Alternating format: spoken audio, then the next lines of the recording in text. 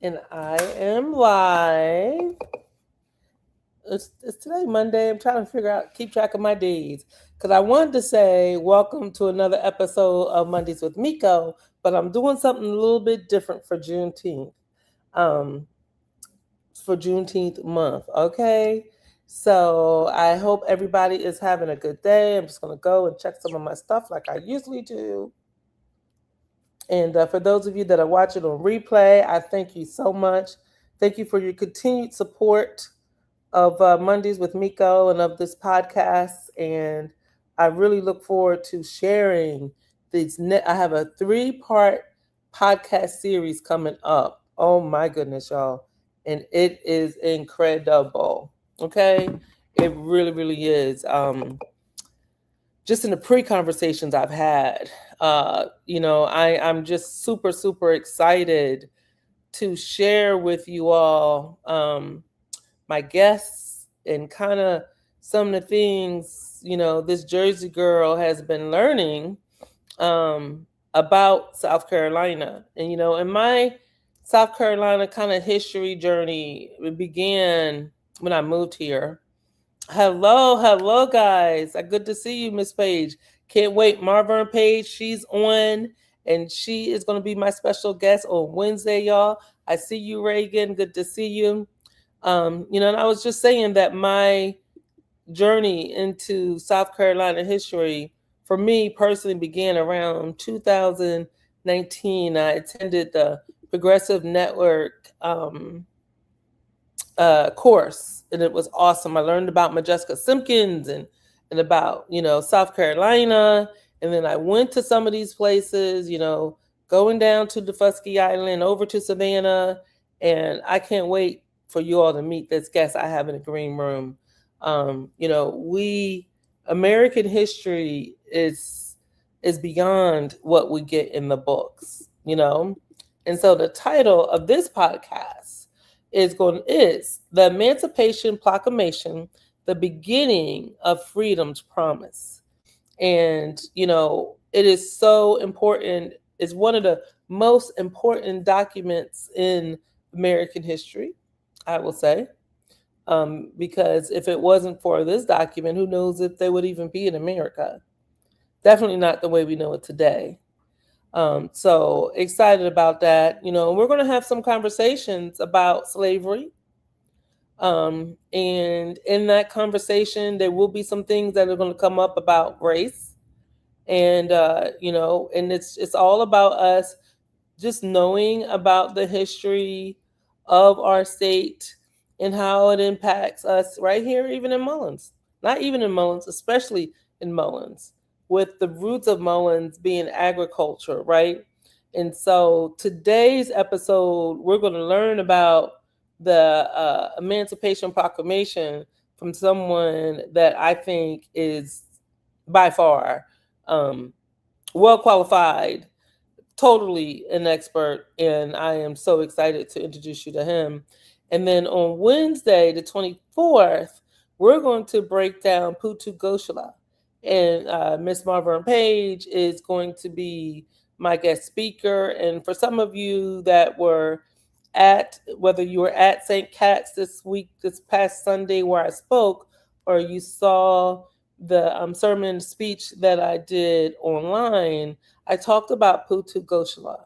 And on Wednesday, we're going to break it down. You're going to learn a whole lot more about the man, the myth, the legend. And then we're going to wrap up this series next Monday with Miss Carol Ann Gerald Smith. And or maybe Smith Gerald, I'm sorry. And she is going to talk to us about her ancestor, Miss Phyllis Jordan, she was enslaved in a household here in Mullins. So you're going to learn about the household that she was enslaved at. You're going to learn about some of what the family has taken down the road about her life and all that stuff.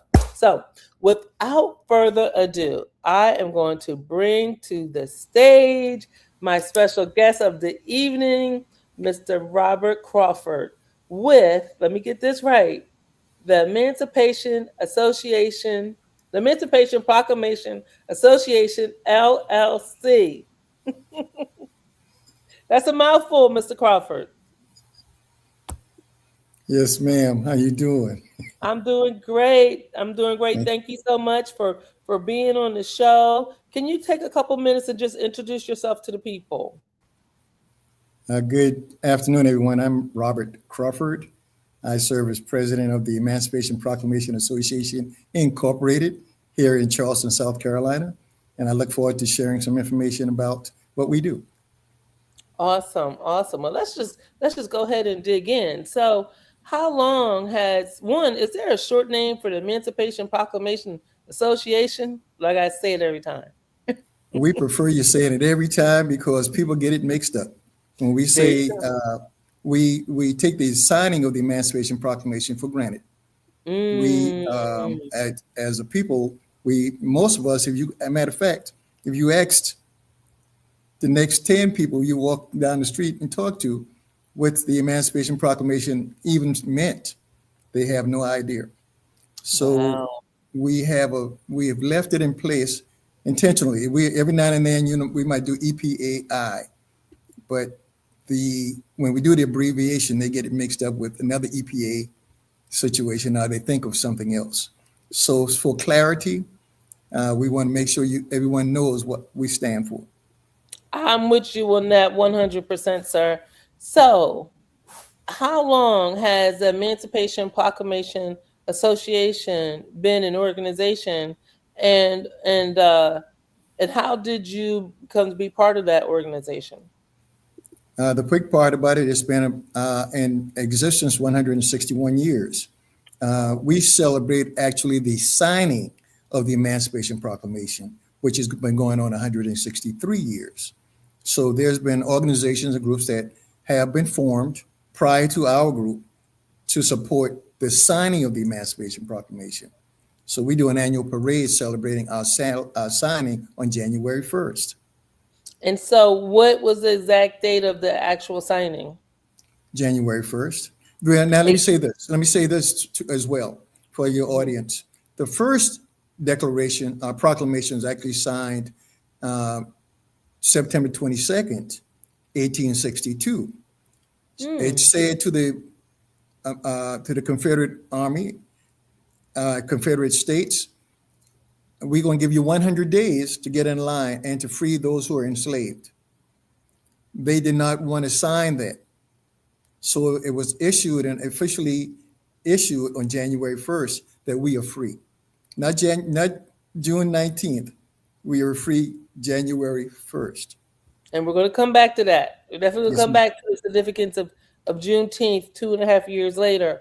So January 1st, 1863, it was officially signed, and they kind of gave them, if I'm hearing you correctly, it was created in September.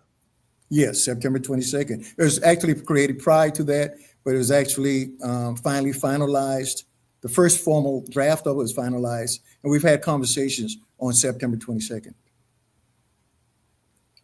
And it was said, shared with the Confederate States, we need to come back into the Union because that was the big thing. Abraham Lincoln initially wanted the states to come back into the Union.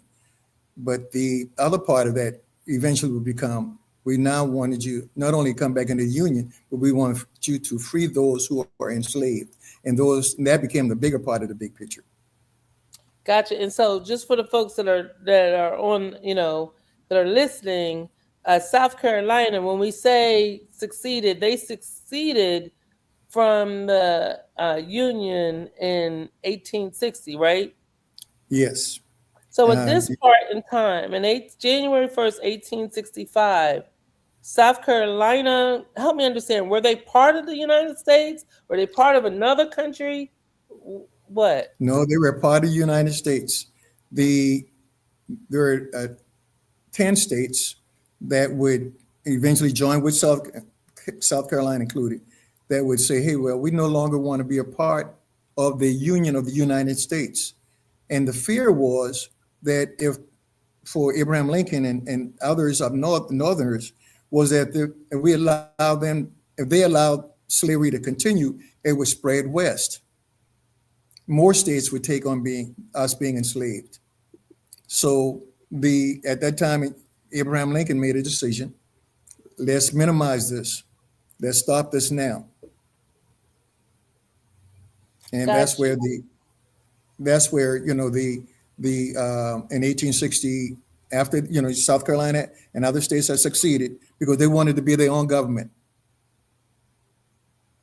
They wanted Right. to have their own rights.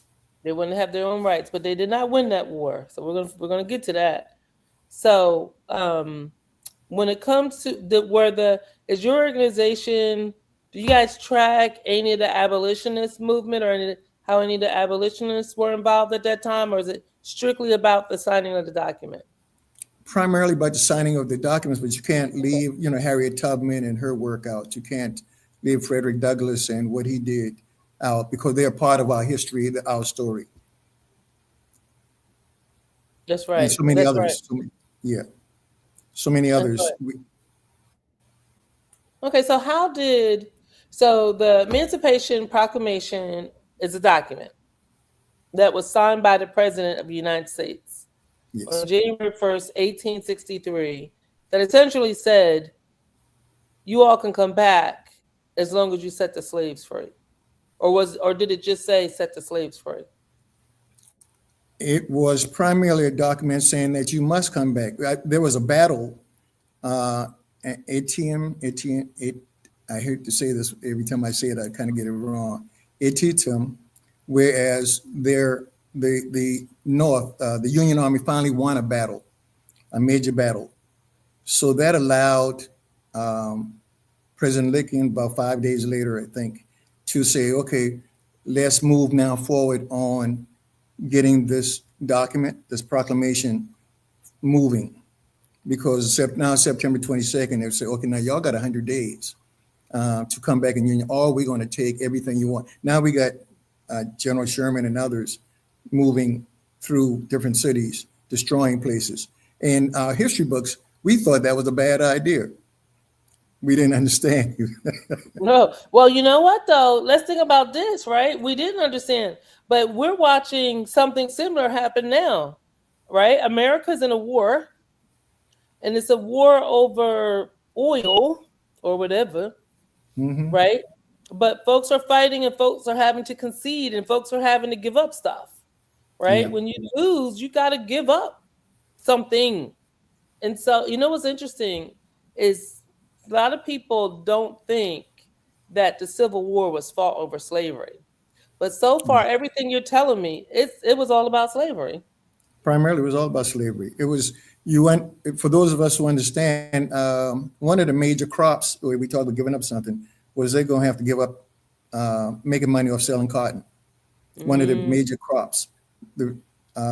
We had the biggest free production going. We're moving cotton to countries like Britain and to France. They were ready to finance this, or they were financing pretty much because we were selling bulk to other countries. Well, now we're cutting off. They didn't want to get any further involved in this because slavery now was something that people even over there did not agree to. They did not want to be buying into, as long as they were getting the product free, fine. The spread of this slavery to other states was going to be an issue for them as well. So they did not want to take any more risk. So now with them backing out, it changed the dynamics of the South. They didn't have that protection. They didn't have that support that they were counting on from others getting involved to support that slave mentality they had for us. wow. So, and I also read that banks finance slavery because plantation owners were able to get loans and they were able to use slavery as collateral. Yes. So the Yeah. same way you get a loan for a car today, maybe not a car, let's say a house, right? And you have to put up a down payment or some kind of collateral. People, actual people's bodies were used as collateral. So the banks that became the banks that we all know and love today benefited from We this were looked at lynching. as a commodity. We were only a commodity. We could be sold in South Carolina and Charleston streets. We could be almost sold on any corner. When you come to Charleston one of these days, and I'm saying any corner, was pretty much a place they, but there were different spots that they eventually would locate to. Later on, women who were tied, seeing families separated, would have us. They had what they call the slave mart, and we go indoors, be sold indoors. But Yeah. you were a commodity. People, like you said, you could buy banks. People were using us as collateral, loaning us out, renting us out. We weren't getting paid. We weren't collecting any kind of monies at the time. Our lives were worth nothing except for Wow. labor. So when you go back to 1860, South Carolina succeeded. Nope. Then they realized that they couldn't do it on their own, and they wanted back in. And to get back in, that's where the Emancipation Proclamation comes from. And so when we think about, I mean, that's huge, Yeah. right? This was actual war. So, when if we just do a compare and contrast, just so for folks that are listening, if you're paying any kind of attention at all, on what's going on in Iran, is that they're fighting over something with our soldiers and our money. And somebody is going to win or lose that war.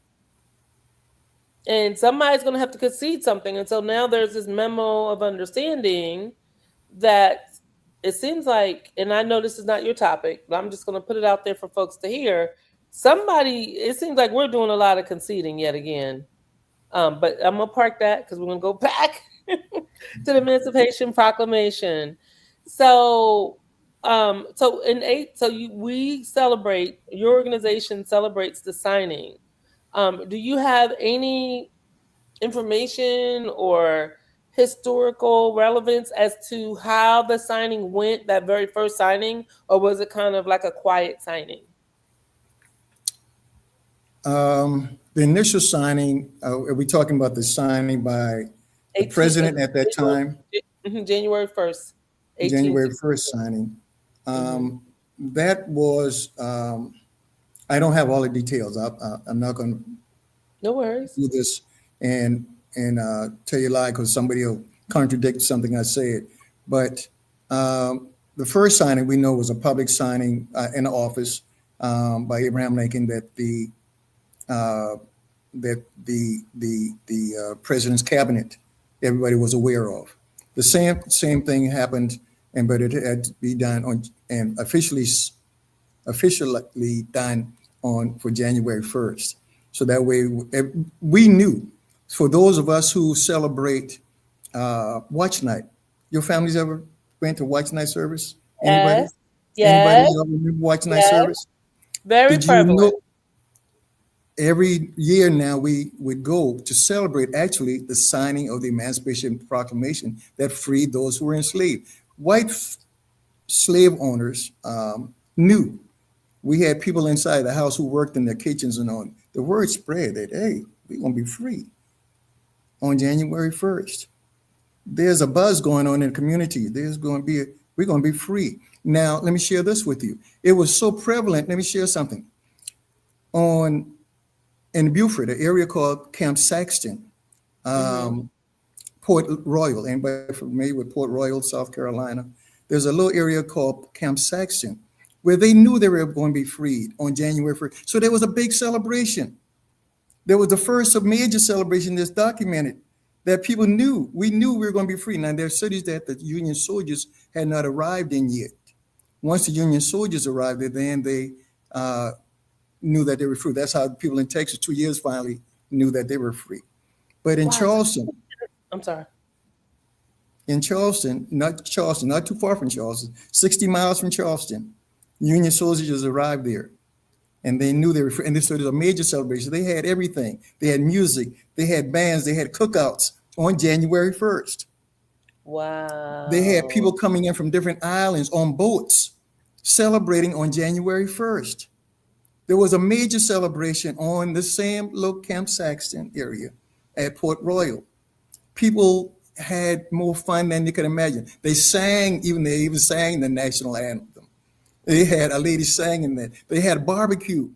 They had cookouts on that same day, On January 1st. So not New first. Year's Eve, but on January 1st, On New Year's Eve, we listened and we we were waited. waiting for Watch January night. 1st because on January 1st, so on New Year's Eve, some of us knew that was our last day in slavery.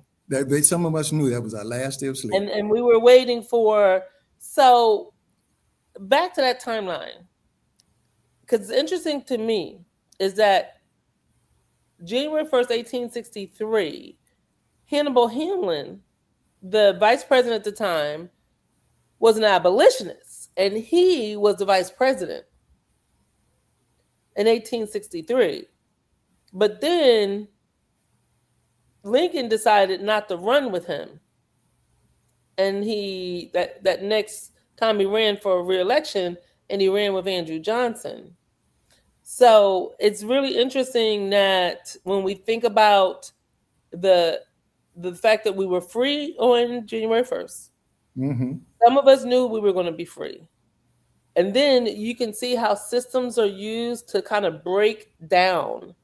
Because the people in South Carolina that were running the show, they didn't want us to be free. And Oh, we know no. that. We know that by looking around today. Robert E. Lee, he was a traitor to the United States of America. He surrendered in the war, essentially, unofficially ending the war, but yet there's schools named after him. There's still statues up after him. This is in 2026, y'all. So can you imagine in 1863 what they was going to try to do to put us back into slavery or to stop us from ever really being free? And there's some people trying to do that and take you back now. That part. I'm wondering, I did a speech yesterday. I talked about how it took 100 years to get from 1863 from 1865 to 1864 to 1964, right? So we were still being abused and treated terrible for 100 years before the Civil Rights and the Voting Rights Act. And now they're trying to take that back. But man, you just connected that watch night. The fact that watch night is something. So, man, see, I typically don't go to watch night, but I'm going to change my tune. And watch night has a brand new significance for me. That's what it's about. That's the teaching part. People have, over the years, recently, more so over the last few years, maybe, they would go and say, well, thank you, Father, for the new refrigerator I got. And thank you, God, my children doing well, and so on. But they didn't know the real purpose was that people were hiding, or maybe they're going to their small individual churches that they had, what we call community churches.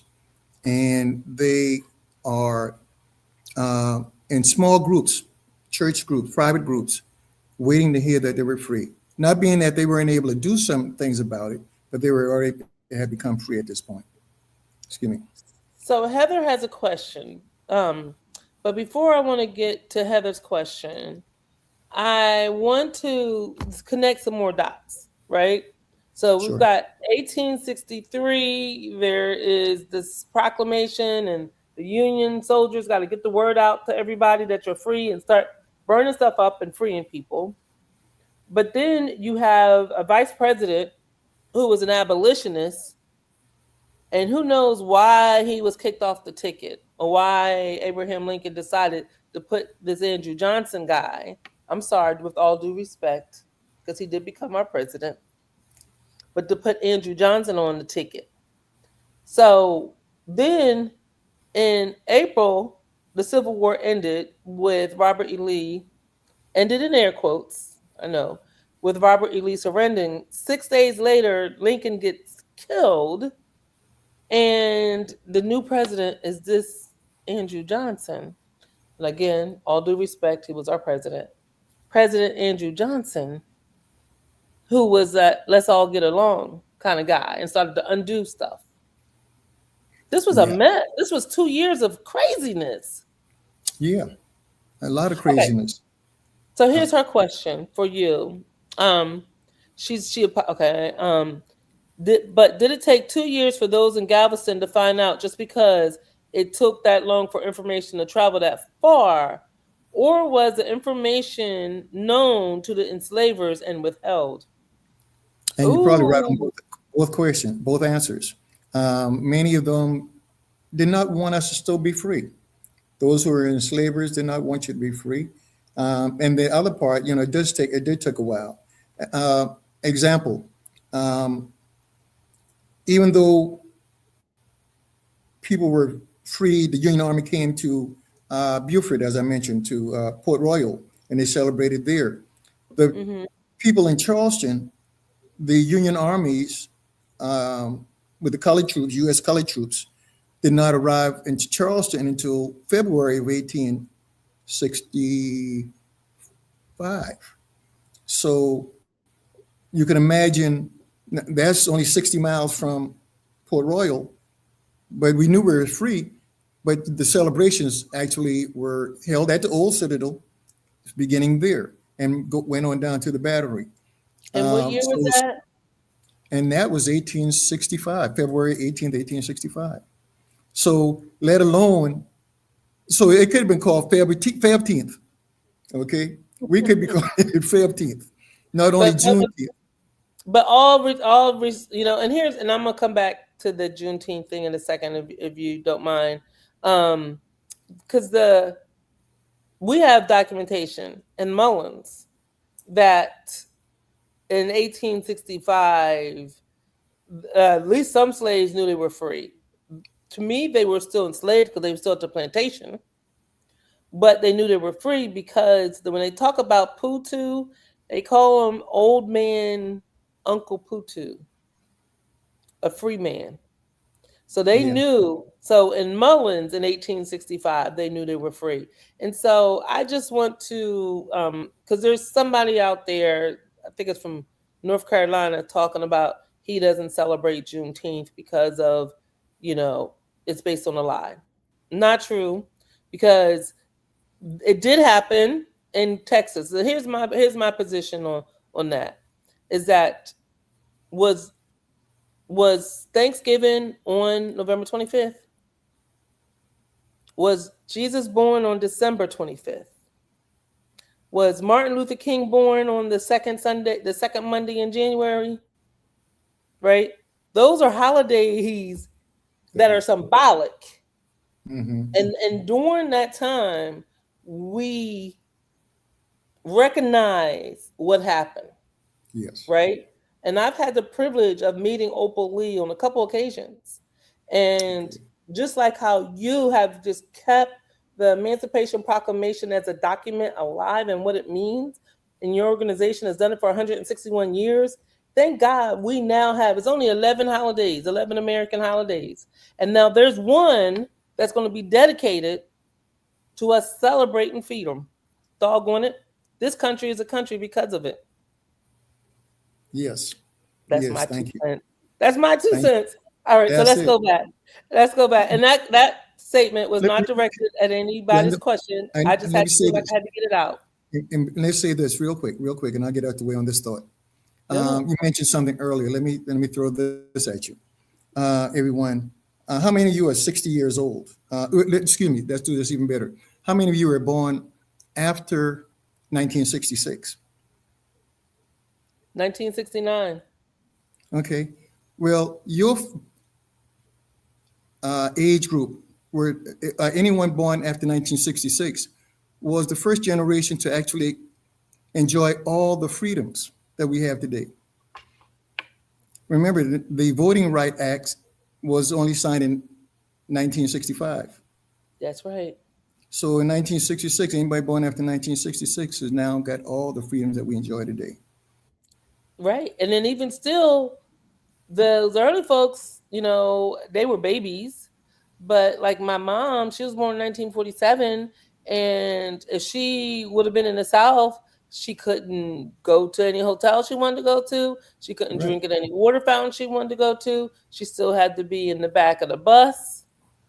That's Yeah. that's stuff that we don't teach Americans the significance of it. It looks like a cartoon to some people.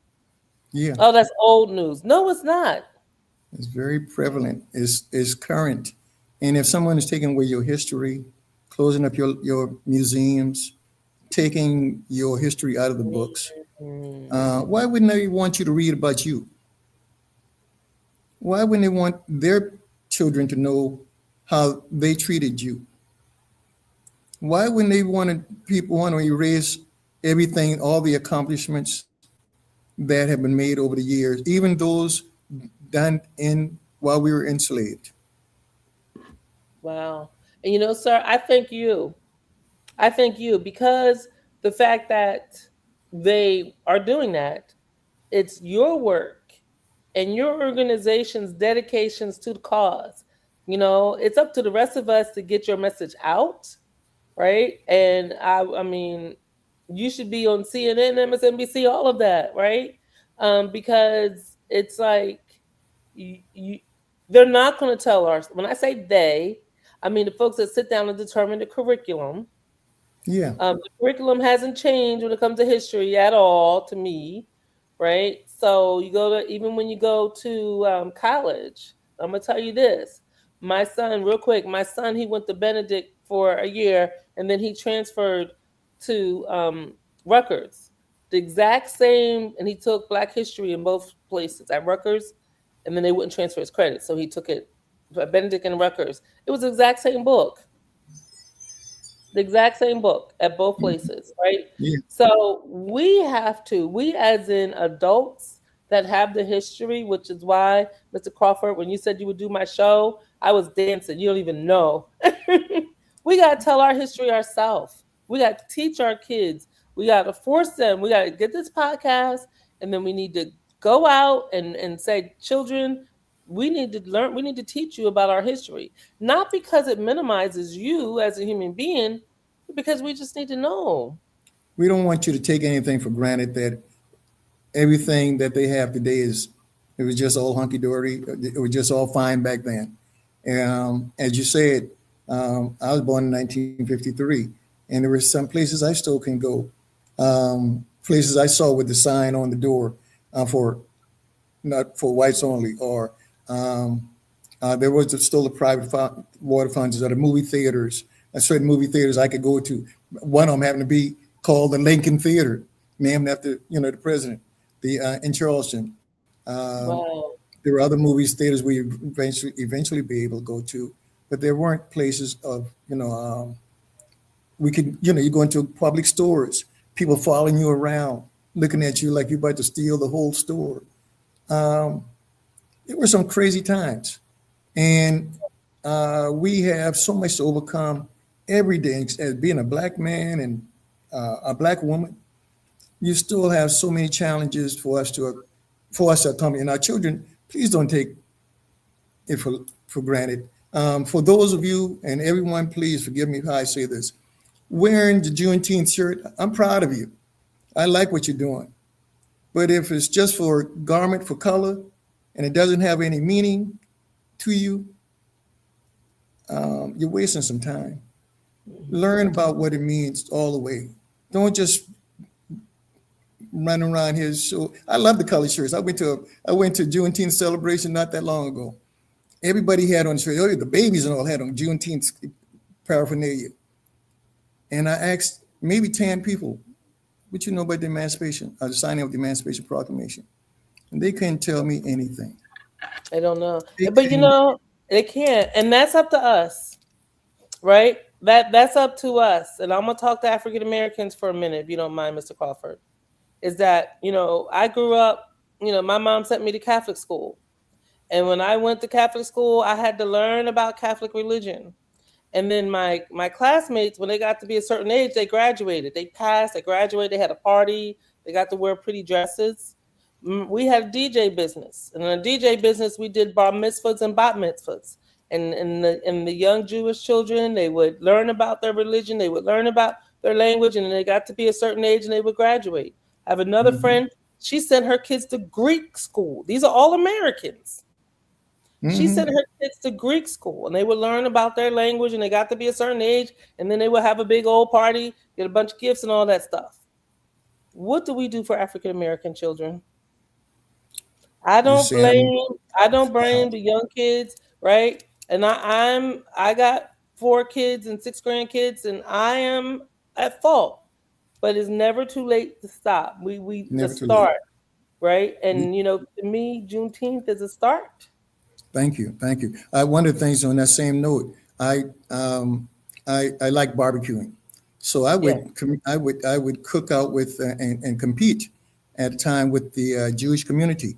The Jewish community, as you say it now, during the competition, we can only use certain ingredients that had mhm, certain symbols on their food that's right. to compete. I could not go in there with anything that didn't have certain symbols on it. They had a sheet with all the symbols that we can use for different salt, Ex- peppers, any Yep, seasoning that I wanted to add to the meat. I cooked brisket.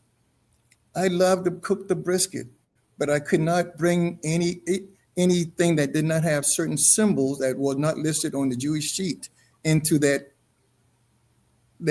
facility to prepare the meat. love it. Same thing you're saying. We have to identify, and we need to identify what's ours. What do we stand with or stand for? What are we identify with being African? Well, what African foods are we really highlighting as ours? If we going, I mean, we've diversified in so many areas, but I like what you're saying. How do And we think teach about our it too. children from that? How do we teach our children? Because the African foods, we brought our foods over here, right? We brought our foods over here from the diaspora with us and seeds, and also, our as the people that prepared the food. So I Yes. would, I'm not the one to do it. I'm definitely not the one to do it. But I think that it's time for us to have a conversation to say, what can we do, right? And like Kwanzaa is an attempt that a lot of people don't follow, right? Amen. But what can we do? Can we get down as elders? Oh my goodness, I'm 57 now, so I'm in the elder community. But what can we do as elders to create something that will stick? And the one thing that I've learned about the other nationalities is that when they do it, they make it fun. I tell you, my Hmm. friends, when they had their first Holy Communion, I was like, that looks like fun. You Yeah. know, the Yeah. bar mitzvah, that looks like fun. The old big Greek party, that looks like Yeah. fun, right? Yeah. Something that was appealing to kids. And I think you are on to something that we do need to in this if it's not too late, Mm, teach and have maybe degrees or levels, whereas we achieve and once you achieve and reach a certain point, not only it's a graduation, but it's a time of celebration for our yeah, children, a time of yes. recognition for them, because um, we're in integrated school systems now. Uh, we uh, we don't have anything of our own anymore. So our The dance and black our music, church, the black the church, we black got that. church, we still got the black church, but we don't Mhm. go to the black church. You're right. We don't go. We have now turned our backs on the one Yeah. foundation that's Mm, ours. We mhm. have turned away from our church because the preacher got a brand new car. Uh, You're right. uh, Oh my God. we don't Look, go for but the let's word. talk about what you, Back to because where you we were. guys. Back to where we were. Let's get back on track. Yes, yes, yes. Oh, see, I'm sorry. Yeah, this is just conversation. But you guys do some fun stuff. So let's tell the people Yes, about what the Emancipation Proclamation Association does to raise awareness. And I think you have an annual event, right? we do. We do. We have a number of things that we have done and are doing. In September, actually, and I pray that others would take a hold of this. In September around September 22nd, maybe have a conversation. Get some panelists together and have a conversation about the signing of the Emancipation Proclamation, what it Love meant to it. you all. We've done that. We brought in Dr. Powers and from College Charleston and some other guests to have that conversation around September 22nd. And then In October, for the youth part of it, one of our main fundraisers used to be a king and queen contest. We would have Oh, our our young boys and young girls participate and compete in a king and queen contest to raise awareness for them early, beginning early with the Emancipation Proclamation was trying to feed their minds of what's going on. love The it. winner of the king and queen contest would participate in our annual New Year's Day, January 1st, parade celebration. They get to ride the big float. Chance for them to participate. We take the parade from one of the oldest high schools in Charleston, South Carolina, Burke High School, down to the Mm. International African American Museum, where now they had a chance to be a Wow. part of the rich history of Charleston. Now this year, we're going to do it again. We have approximately 65 plus floats and participants every year. 60, did you say 65 floats in this parade? No, excuse me, participants, not floats, excuse me. Okay, We but have even still, floats, that's great. That's great. we have floats and bands and organizations participating in our parade. About That's 65 thus far. huge. That's I want huge. to, I want to get us to 100 this year. My goal is to get 100. Now, Well, if I can count get me somebody, in. I'll be there. I'm adding you to the list. Thank you. Thank you. Thank you. And maybe some of your listeners, maybe they would want to be on January 1st. Now, I know it's a New Year's Day, but look here, God has been good to us. It hasn't rained on that day. The sun has shined on Mm. that day. It's been a little cold. Well, it's And January. everything's closed. People don't have to work. I have a friend, Baba Mutowski in Colombia, and I just called you out from the House of Hathor. He has to be in this. Bring him. He has to be. Bring We him. need to connect people from Greenville, from Columbia, and it needs to be multicultural It because the will be. Emancipation Proclamation is not a black document; it's an American document. And we can't do it without you.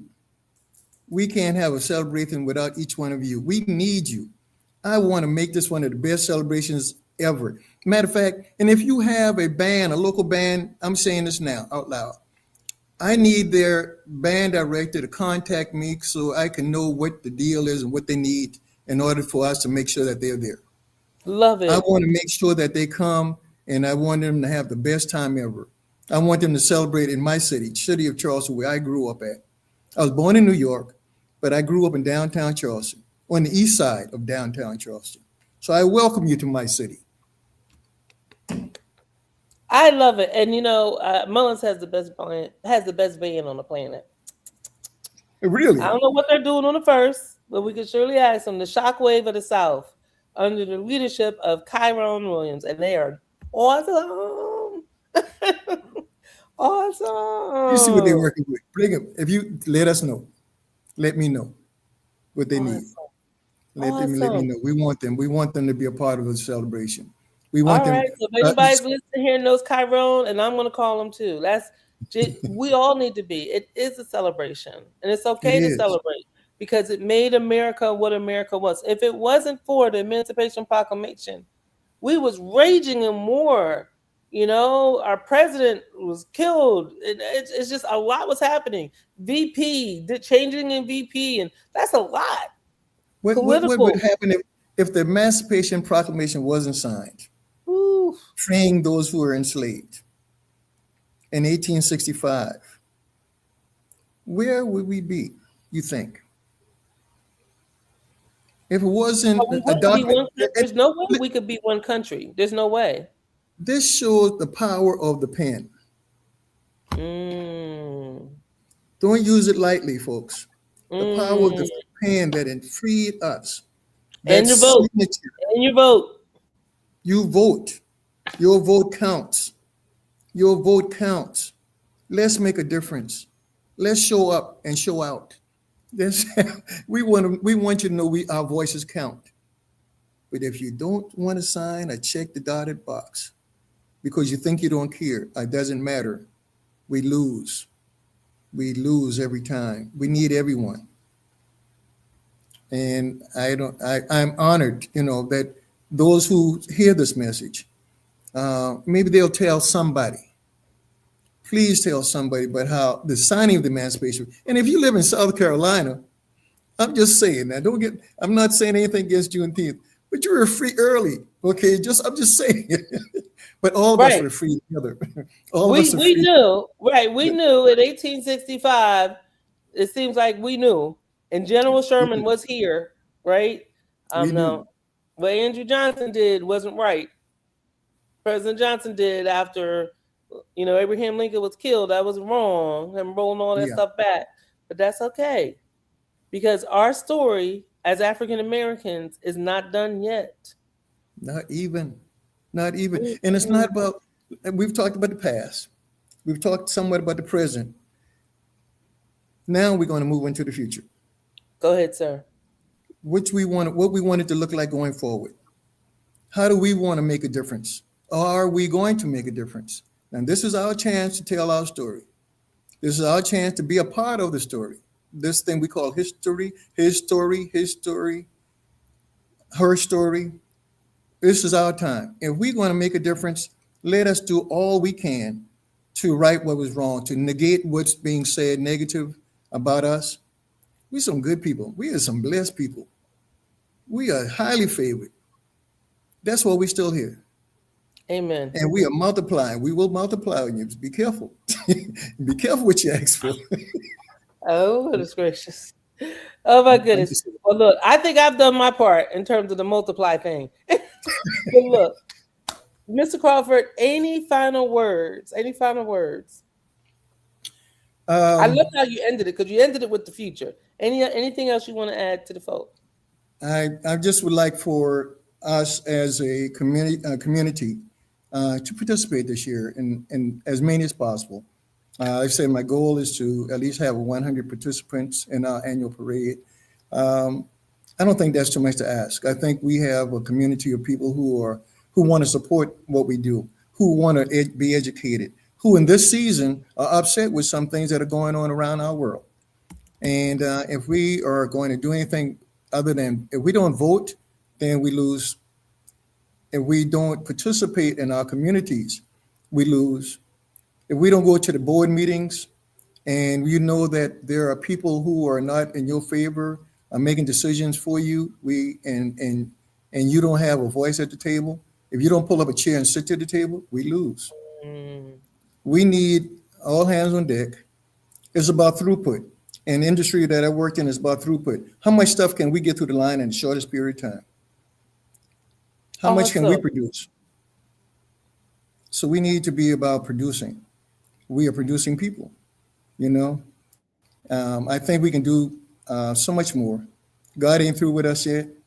And I look forward to us being there for one another at the end of the day. Awesome. Awesome. Well, sir, I am so glad that we had that chance meeting. And that we know God doesn't make any mistakes. It was not a chance meeting. So I am just so glad I had the opportunity to meet you at the convention last week. And when you told me the name of your organization, I almost fainted. I could not believe it. Knowing this work, the series, I had it in my head. I was putting it together, and you helped me immensely, more than you'll ever know, sir. So I thank you so much. He will supply our needs. Yes, he will. All right. Well, I'll talk to you soon. Okay. And by the Uh, way, stay in the green room. I'm gonna come back to Thank you you in very just much. 1 minute. All right. Bye bye. All right. All right, man. I'm full. I learned some things. One, people had told me about Watch Night before, but knowing that Watch Night was because we knew some of us knew that we were going to be free on the first, so we was having that celebration on December 31st in preparation of our freedom as African Americans.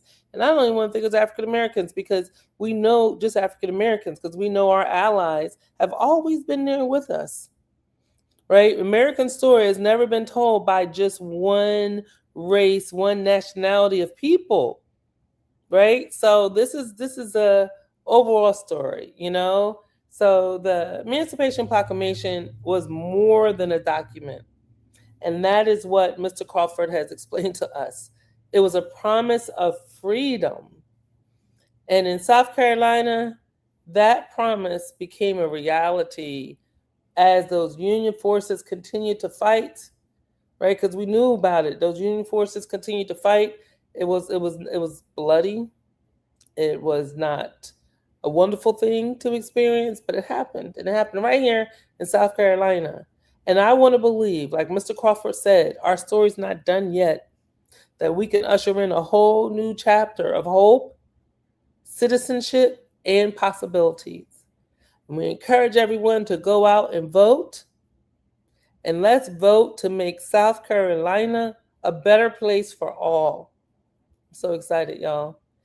Please join me again on Wednesday, same time, same place, 7 o'clock, where I will have Miss Marvern Page, and we are going to break down. We're going to break down the Putu Goshalar. And boy, does she have some stories to tell you all about that great man that once walked in Mullins, South Carolina. Have a blessed Monday, everyone.